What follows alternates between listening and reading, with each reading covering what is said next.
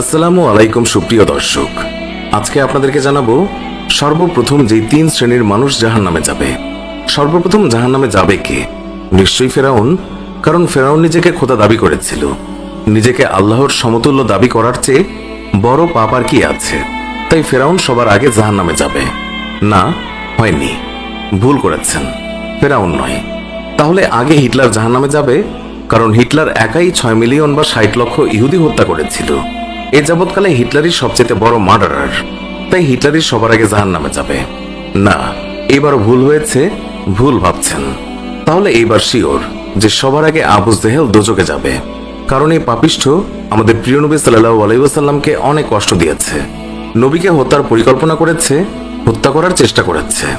সেই সময় আবু জেহেল ছিল ইসলামের সবচেয়ে বড় দুশমন, অনিষ্টকারী। আবু জেহেলই সবার আগে দোজখে যাবে। না, এবারও হয়নি। সবার আগে জাহান্নামে যাবে কে জানেন? সবার আগে 3 ব্যক্তিকে জাহান্নামে পাঠানো হবে। হাদিসে এসেছে ওই 3 ব্যক্তির নিয়ত শুদ্ধ ছিল না, অর্থাৎ তারা আল্লাহকে সন্তুষ্ট করার জন্য ইবাদত করেনি। আবু হুরায়রা রাদিয়াল্লাহু তাআলা থেকে বর্ণিত হাদিসে রাসূলুল্লাহ সাল্লাল্লাহু আলাইহি ওয়াসাল্লাম বলেছেন, কিয়ামতে সবার আগে যাদের বিচারের জন্য আনা হবে তাদের মধ্যে অন্যতম দানবীর, আলিম এবং আল্লাহর পথে জিহাদকারী শহীদ, যারা দুনিয়াতে তাদের কর্মের জন্য খুবই উচ্চ মর্যাদার অধিকারী থাকবে, কিন্তু তাদের কাজের নিয়তের ত্রুটির কারণে তারা জাহান্নামী হিসেবে গণ্য হবে। হাদিসটি সহিহ মুসলিম এবং জামি তিরমিজিতে উল্লেখ করা হয়েছে। কিয়ামতের দিন সর্বপ্রথম এই 3 ব্যক্তিকে আল্লাহর আদালতে বিচারের জন্য আনা হবে। আল্লাহ তখন প্রথম শহীদকে দেখিয়ে প্রশ্ন করবেন, তুমি কি করেছ? সে উত্তর দেবে, আমি আপনার পথে লড়াই করে শহীদ হয়েছি। তখন আল্লাহ বলবেন, তুমি মিথ্যে বলছো।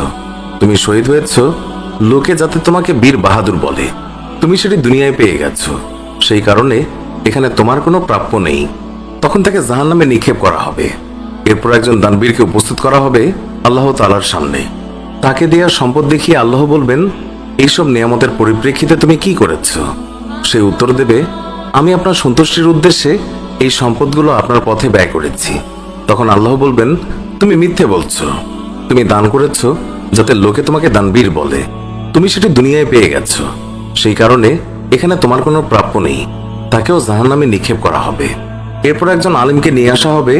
আল্লাহ তাআলা আলিমকে জিজ্ঞাসা করবেন, তোমাকে আমি যে জ্ঞান দিয়েছিলাম সেটি তুমি কোন পথে ব্যয় করেছ? তখন সে বলবে, আমি আপনাকে খুশি করার জন্য সেই জ্ঞান অন্য মানুষের কাছে পৌঁছে দিয়েছি। আল্লাহ বলবেন, তুমি মিথ্যে বলছো।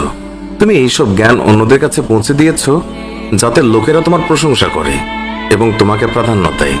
সেটি তুমি দুনিয়ায় পেয়ে গেছো, তাই এখানে তোমার কোনো প্রাপ্য নেই। এরপর তাকেও জাহান্নামে নিক্ষেপ করা হবে। সুনানে তিরমিজি হাদিস 2382। এই বর্ণনার পর রাসূলুল্লাহ সাল্লাল্লাহু আলাইহি ওয়াসাল্লাম মুয়াজ রাদিয়াল্লাহু তাআলার হাঁটুতে শক্ত করে হাত রেখে বলেন, হে মুয়াজ, এই 3 জন কিয়ামতের দিন প্রথম জাহান্নামে প্রবেশ করবে।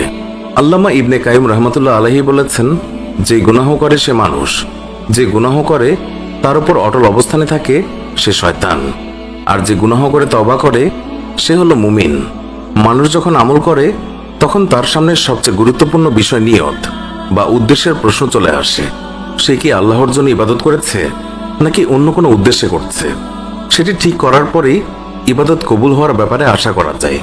মানুষ যদি নিজের আমলকে বড় মনে করে অথবা লোক দেখানো উদ্দেশ্যে সালাত যাকাত আদায় করে কিংবা ইলম বা জ্ঞান অর্জন করে কিংবা জিহাদ করে, তাহলে সেটি দয়াময় আল্লাহ তাআলা কবুল করবেন না।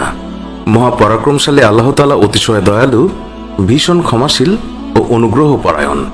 একই সঙ্গে তিনি মন্দ কাজের কঠোর শাস্তিদাতাও। কেউ অন্যায় করলে তাকে তিনি শাস্তি দেন। সাধারণত প্রত্যেকটি মানুষই গুনাহ করে, কেউ বেশি আবার কেউ কম। শয়তানের ধোঁকায় পড়ে মানুষ অনেক সময় আল্লাহ কর্তৃক নিষিদ্ধকৃত কাজ করে ফেলে, কিন্তু একজন মুসলিম গুনাহ করে তওবা করবে, এটি স্বাভাবিক। আমাদের এই ভিডিও সম্পর্কে মন্তব্য জানাতে কমেন্ট করুন।